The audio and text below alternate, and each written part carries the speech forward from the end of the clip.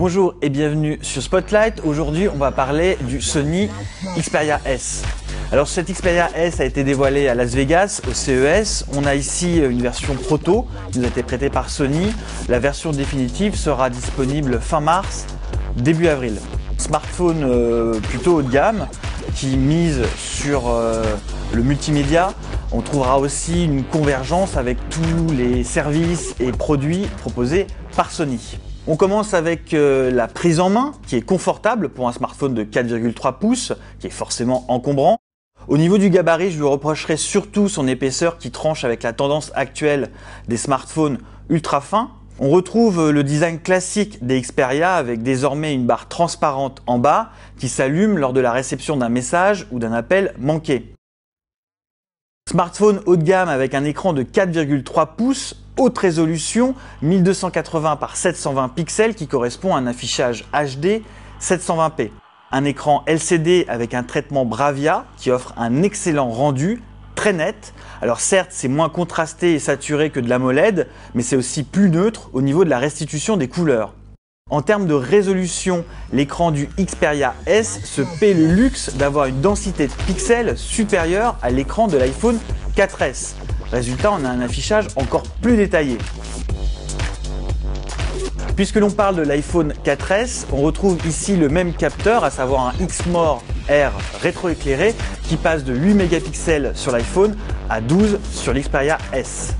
Comme l'écran, ce capteur est assez exceptionnel pour un smartphone. Le piqué, la netteté comme le respect des couleurs sont bien là. Un capteur qui en plus est très efficace dans des situations d'éclairage faible. On tient ici un excellent photophone. Pour la vidéo, le résultat est sensiblement moins bon en Full HD 1080p. Attendons quand même la version définitive pour se prononcer plus clairement. Il y a aussi un élément que j'ai bien apprécié, c'est la capture rapide de photos. Une fois le mobile en veille, il faut moins de 2 secondes pour shooter une photo. C'est assez pratique. De même, on retrouve des menus de capture assez riches, mode 4/3 ou 16:9, la balance des blancs, des modes scène et l'accès à la caméra frontale qui filme en 720p.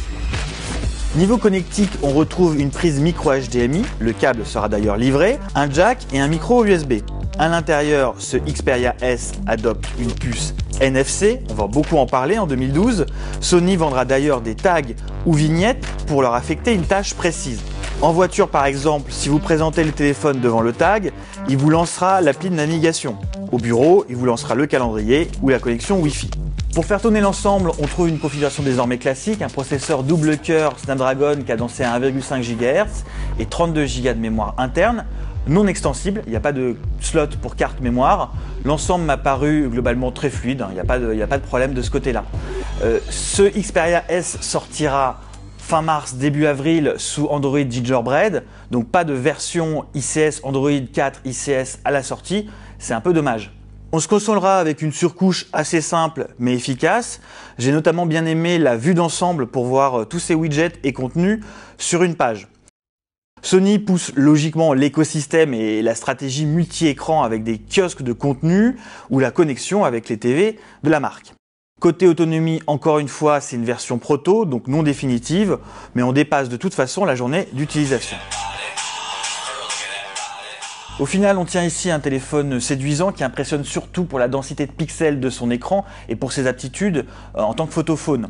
Au niveau de la prix et dispo, donc on l'a dit, fin mars, début avril, 499 €. La config, elle est assez classique, hein, c'est un processeur double cœur. On va voir arriver à Barcelone, au New York Congress, des processeurs quad cœur. Pas grand chose à lui reprocher, si ce n'est sa sortie donc fin mars avec Android Gingerbread au lieu d'ICS et puis une épaisseur supérieure au standard actuel.